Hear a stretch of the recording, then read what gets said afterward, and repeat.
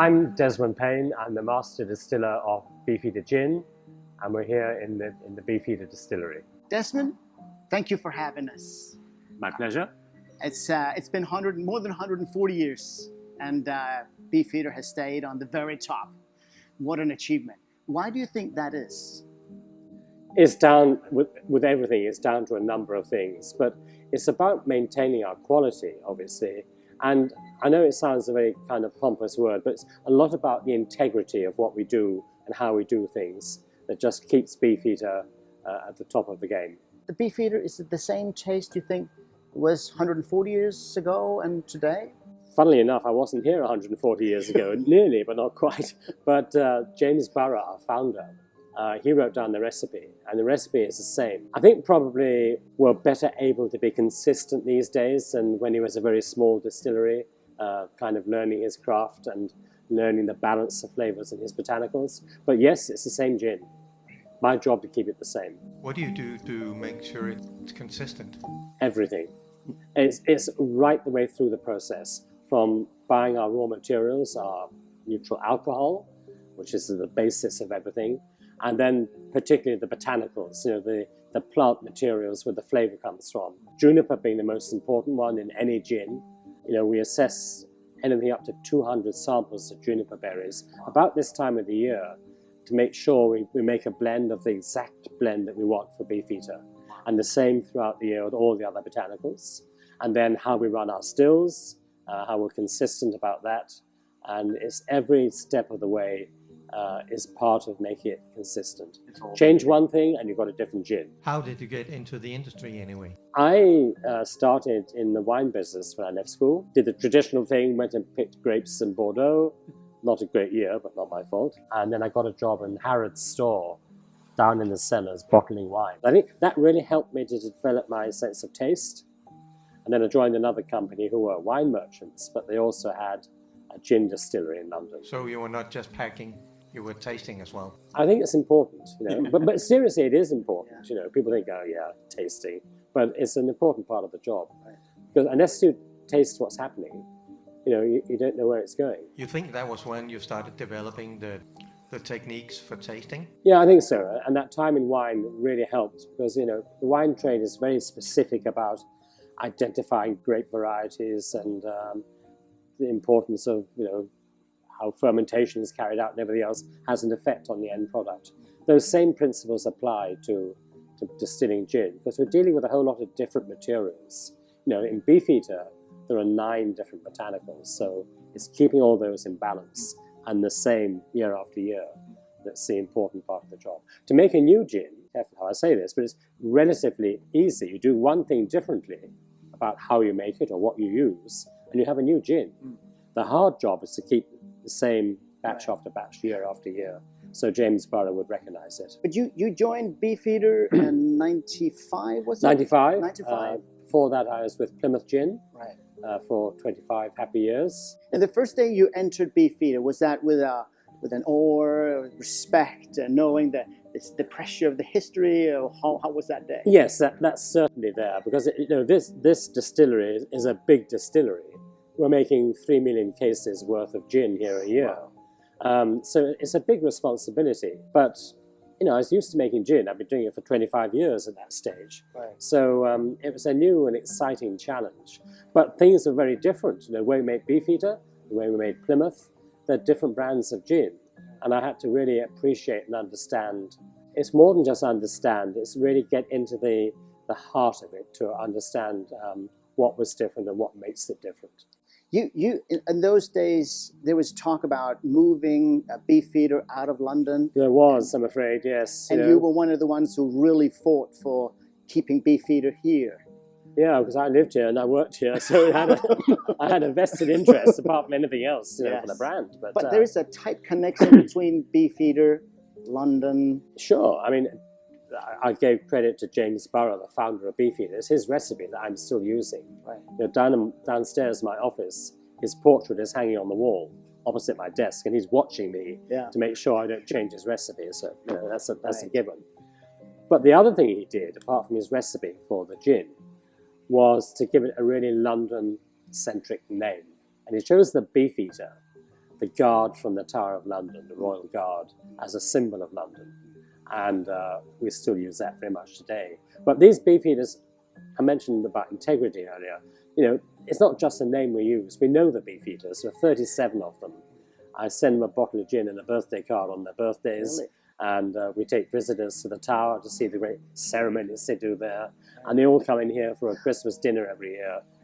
So it's a live, working, friendly association.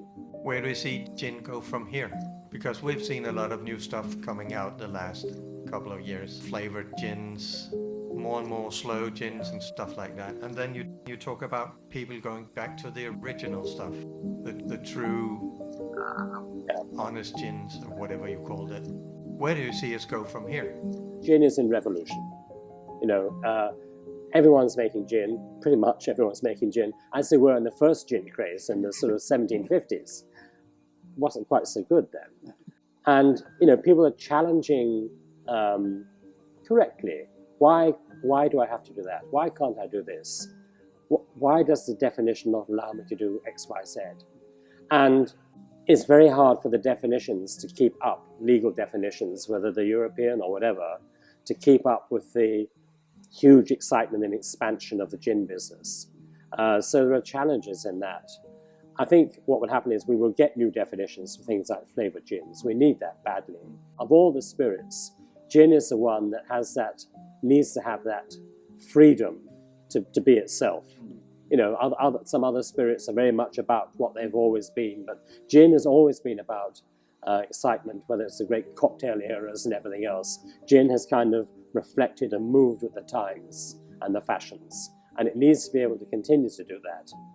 But somewhere along the line, it still needs to be gin.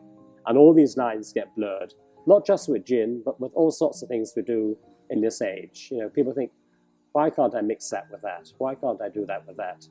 And a lot of things is going on here in Beefeater. We have been here now a couple of days, really enjoyed it. We're here in the beautiful surroundings where it all happens. There are a lot of things going on. You're expanding as well. We are. I mean, some of you probably hear some background noises going on.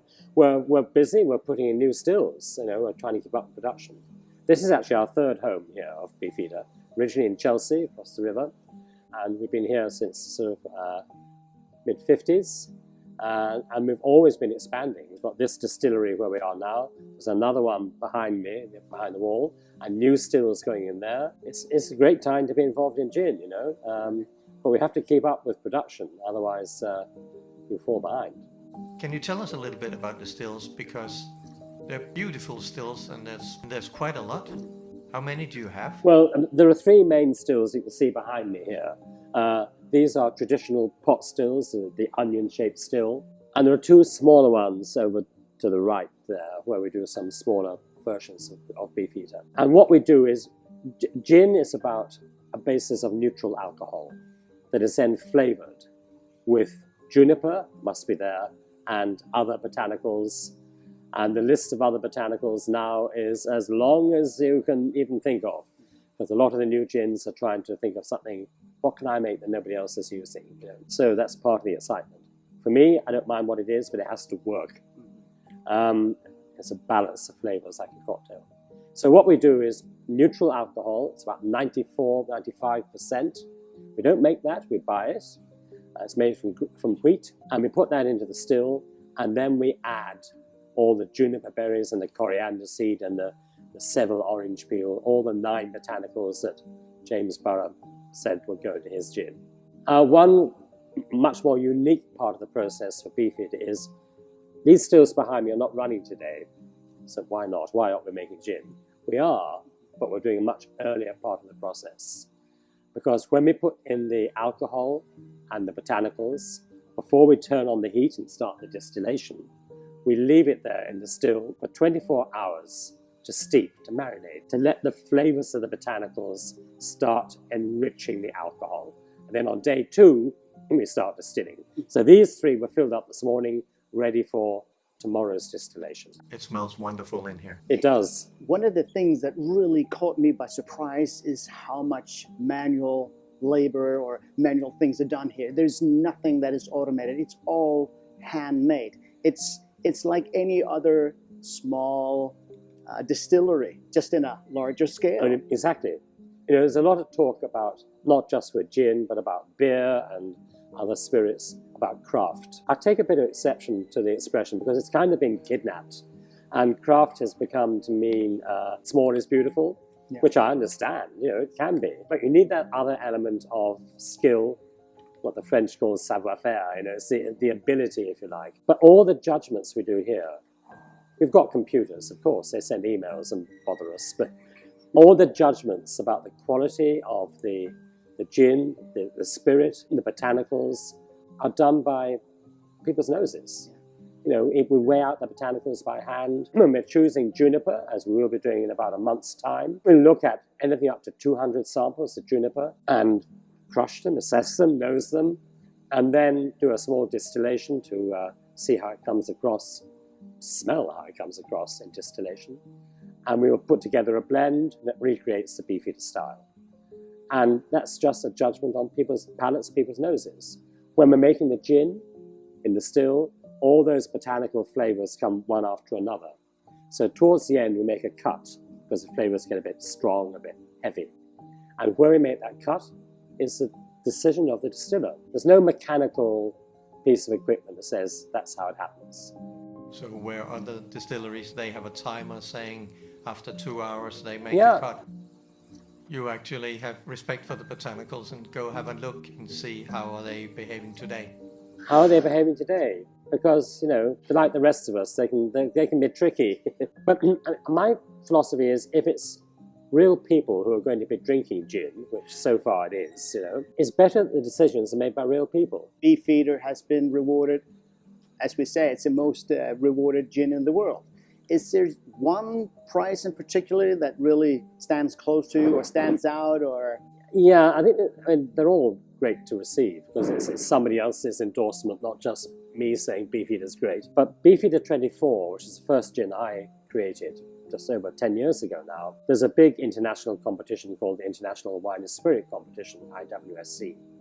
And I just made Beefeater 24. It took me a long time to put it together. And I was in Scotland for a debate, which I didn't win. And as I came out of the debate, they just announced the winners of that year's awards and the gold medals, silver medals, and the top trophy for best gin. And there was my brand new Beefeater 24 trophy for best gin. And that was a special moment. I understand. Looking into the future, we've seen distillers been very creative. Some of them have even gone to the length where they use computers now to match up botanicals and stuff like that. Well, your expression says it all, I guess. Your take on that? No. No. Computers have a very important role. In here, in our control room, through in the other distillery, there's a computer there. And there are all sorts. What it does is to make things safe.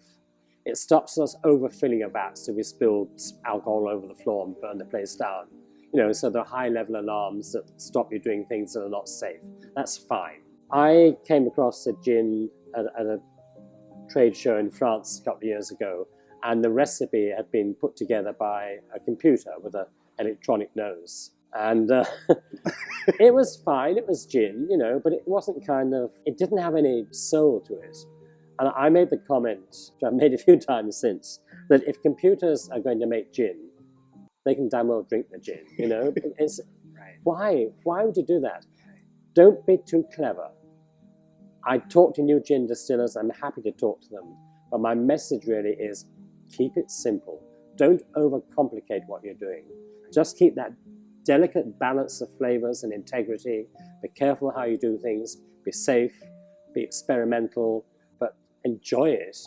But don't get overcomplicated. You're just causing problems for the future. You've been in the industry for 52 years now, so I guess I think it's 52 years today, actually. But Today? today or tomorrow, Congratulations. yes, it's So soon. I should make it. So you started when you were 2, right? Yeah. Do you know what? Juniper has great preservative powers.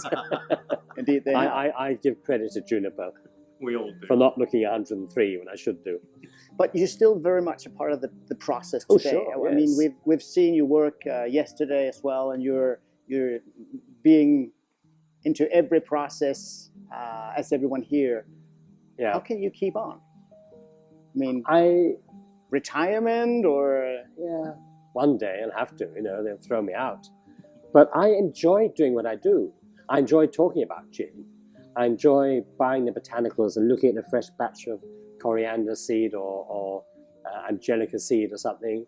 I also enjoy the homework. I enjoy gin and tonic when I get home. It's great. People say that people work in a factory that makes chocolates or something, and they never want to look at another chocolate as long as they live. No, it's not like that. It's not like that. No, I love it. I enjoy it, and it's what better time to be involved in gin? It's great. God forbid if the day ever comes. The day will come. It's fine. How are you going to fill your time? What are you going to do then? Because it seems like we've just been here a couple of days and we can feel that it's part of you in your DNA. Yeah. So how are you going to replace that? I think when I stop being a distiller, I will concentrate on being a consumer. Sounds like a plan. Desmond, it has been an absolute pleasure being here at Beefeater. It's been an absolute pleasure seeing how everything is run here. It's been an eye-opener for us to see what really handcraft gin can also be made here. And it's been a pleasure just talking to you today. So we want to thank you a lot for taking the time and being such a good sport and meeting up with us. So Well, thanks a lot. Great meeting you, and welcome here anytime. Thanks a lot. Thanks. Thank you Cheers. very much. Cheers.